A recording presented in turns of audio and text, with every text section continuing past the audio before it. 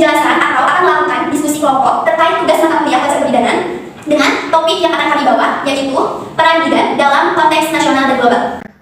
Oh ya, sebelumnya di sini sebelum ke intinya peran bidan, kita harus tahu dulu ya peran itu apa.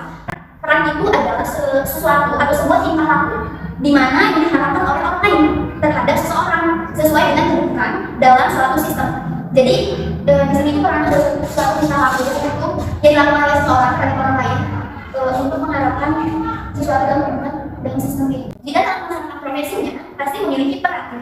Ada yang tahu nggak sih teman-temannya nggak aja, jadi teman-teman mungkin dibaca atau ada yang menurut itu salah satunya pelaksana nggak sih? Ya, karena pasti bidan itu melaksanakan tugasnya sebagai bidan. Bisa nggak menolak tenaga kedatangannya? Pendidik ya,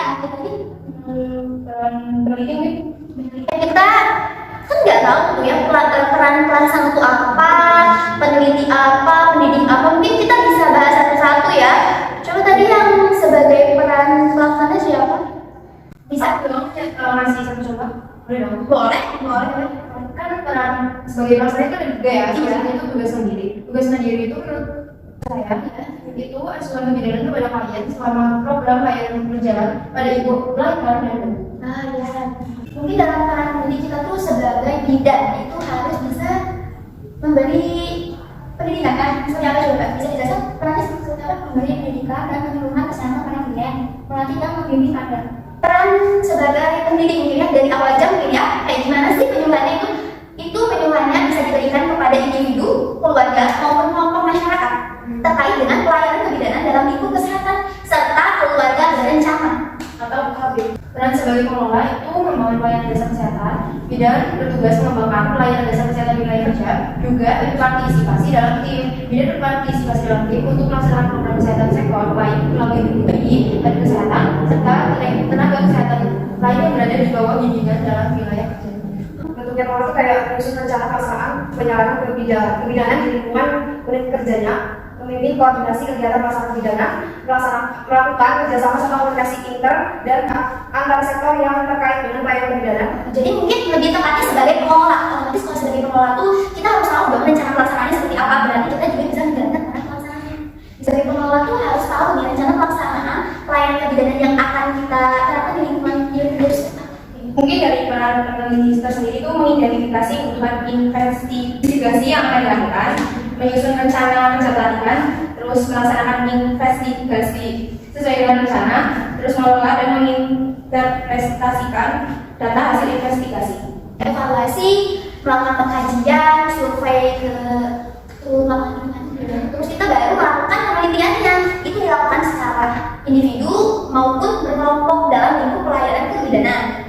Selain itu mungkin kita juga bisa melakukan penelitiannya itu dalam konsep kesehatan keluarga maupun keluarga berencana KB. Tugas mandiri itu seperti apa? Ada yang bisa menjelaskan? Saya tugas mandiri itu seperti di awal asuhan kebidanan kepada klien selama program pelayanan berjalan pada ibu melahirkan dan ibu. Itu tugas mandirinya kan. Tugas kolaborasi yaitu mengkaji kebutuhan asuhan pada kasus resiko tinggi dan keadaan darurat yang memerlukan tindakan kolaborasi.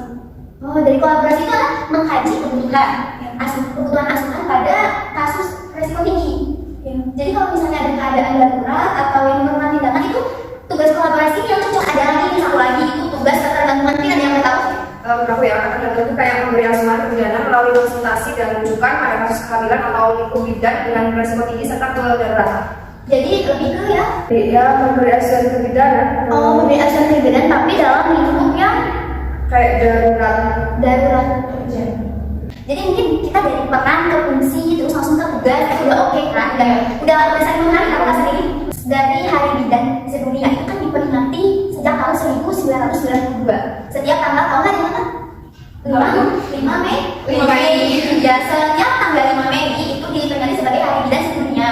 Nah, tujuannya apa? Tujuannya diperingati Hari Bidan ini adalah mengkampanyekan. Itu kayak peran pentingnya bidan itu dalam mendukung kesehatan masyarakat, terutama di lingkup terkecil. Tugas bidan itu secara umum itu sebagai tenaga kesehatan, jelas sebagai tenaga kesehatan. Tahu nggak buat apa bidan itu membantu apa saja? Mungkin dari pendapat saya membantu ibu hamil, lalu hingga persalinan kan, membantu ibu hamil hingga persalinan. Ada yang bisa menambahin lagi mungkin sebagai apa gitu? mungkin sebagai pengawas ya. Kalau sebagai pengawas itu minum obat atau itu sebagai pengawas agar tidak memicu putus pengobatan. Iya, selain itu ada lagi nggak sih kayak sebagai tenaga kesiapsiagaan dalam bencana? Kan biasanya sebagai tenaga kesehatan kita turun tangan juga kan? Iya. Karena tidak mungkin nih korban bencana itu orang biasa, pasti juga ada yang hamil yang perlu diselamatkan, kondisi kandungannya seperti apa, mungkin bayi. Jadi pada intinya itu sebagai pemberi pelayanan berbasis bukti dalam ranah internasional. Nah, pelayanan kebidanan itu secara cepat dan dinamis mungkinnya diperlakukan pembaruan ilmu terus dikembangkan dalam skala internasional. Definisi bidang BIDAN. B-nya itu bayi ya, ibu, D-nya demi, anak, N-nya negara. Jadi bidang itu adalah bakti ibu demi anak negara. Mungkin ada yang lanjut atau sudah jelas? Mungkin kita sudah jelas ya. Kita tutup aja ya diskusi kelompok kali ini ya teman-teman. Inilah diskusi kelompok dari kelompok 1. Mohon maaf apabila banyak kekurangan karena kami masih dalam proses belajar. Dengan diskusi ini juga akan terus menambah wawasan dan pengetahuan kami, sehingga dalam melaksanakan tugas ini kami sangat senang karena inilah adalah sesuatu yang membawa dan membangkitkan diri kami sebagai calon bidan itu harus terus memprogres ilmu. Jadi sekian dari kelompok 1. Mohon maaf apabila banyak kesalahannya dan kami sangat membutuhkan